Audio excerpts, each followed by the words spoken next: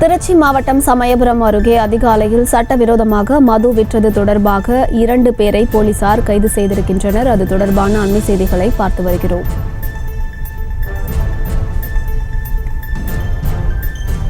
திருச்சி மாவட்டம் சமயபுரம் அருகே அதிகாலையில் சட்டவிரோதமாக மது விற்றது தொடர்பாக போலீசார் தற்போது 2 பேரை கைது செய்து விசாரணை மேற்கொண்டு வருகின்றனர். அது தொடர்பான அண்மை செய்திகளை பார்த்து வருகிறோம். மேலும் விவரங்களை கொடுப்பதற்காக செய்தியாளர் தீனதயாளன் இணைப்பில் இருக்கிறார். பேசலாம்.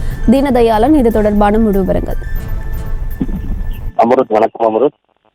திருச்சி மாவட்டம் சமயபுரம் பகுதியில் இருக்கக்கூடிய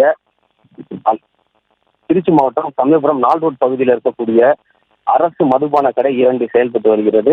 இந்நிலையில் இன்று அதிகாலையில் முதலே சட்டவிரோதமாக அரசு மது கடை வெளியே பாத்தீங்கன்னா மது விற்பனையானது படுஜோராக நடைபெற்று வந்தது.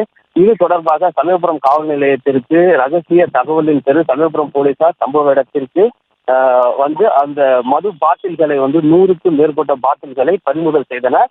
அந்த மது பாட்டில் அதுல 42 பாட்டில் போலியான பாட்டிலா இருக்குமோ என போலீசார் சந்தேகித்தனர். இது தொடர்பாக 2 வரை சமயபுரம் போலீசார் கைது செய்து விசாரணையானது துரிதமாக நடைபெற்று வருகிறது.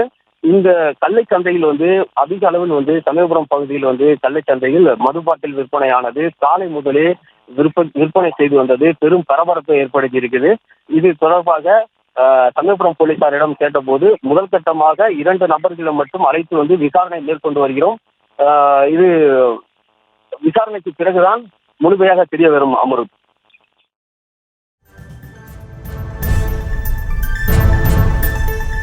தற்போதைய விவரங்களுக்கு நன்றி தீனதயாளன்.